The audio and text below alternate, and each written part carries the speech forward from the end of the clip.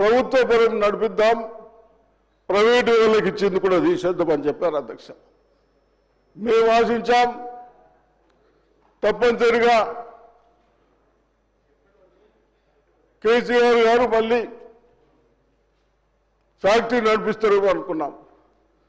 కానీ మాకు ఆశ ఏముండే అధ్యక్ష, కేసీఆర్ గారు ఇటువంటి ఫ్యాక్టరీని ఆ ఫ్యాక్టరీతో ఆ రోజుల్లో 70-80 years క్రితం స్కూల్స్ కట్టారు, ఫ్యాక్టరీ వాళ్ళు కాలేజీలు కట్టారు, హాస్పిటల్స్ కట్టారు. అటువంటి ఫ్యాక్టరీలు కూడా తప్పనిసరిగా నిర్మిస్తారు అనుకున్నా అధ్యక్ష. అంతేకాకుండా నాకు బాగా ధైర్యం ఉండే, మా కవిత మా కోడలు అవుతుంది కవిత, అత్తగారు ఊరు కాబట్టి ప్రేమ ఉంటుంది నిజామాబాద్ డిస్టిక్ మీద, కేసీఆర్ గారికి ప్రేమ ఉంటుంది కాబట్టి తప్పనిసరిగా తెలిపిస్తారు అనుకున్నాం. అయినా మేమందరం ఓపిక పట్టాం సార్. ఎందుకు సార్ కేసీఆర్ గారు అన్నారు 1 ఎకరాన ₹1,00,00,000 పంటలు పండిస్తున్నామని చెప్పారు. బహుశా ప్రేమతో అదే ఆ పంటను పెడతాడేమో అనుకున్నాం అధ్యక్ష. అది లేదు ఇది లేదు సార్.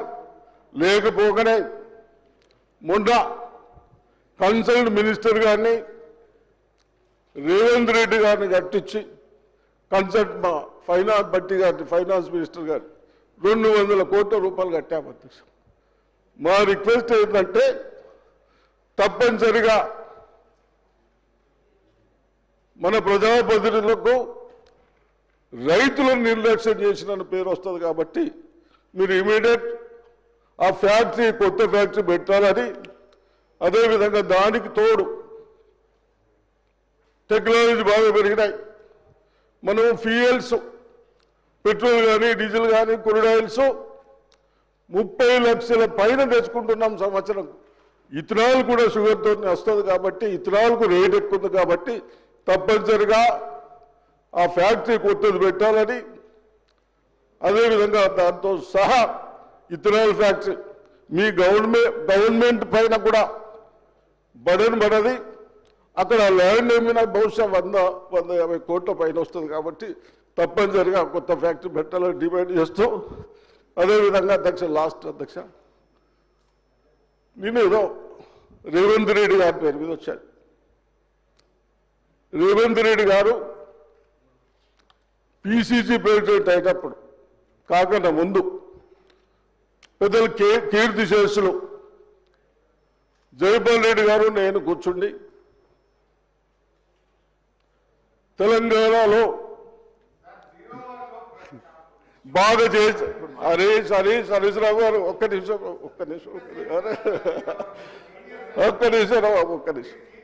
మా ఉత్తమ్ రెడ్డి గారు పిసిసి ప్రెసిడెంట్ టర్మ్ అయిపోతా ఉంది కాబట్టి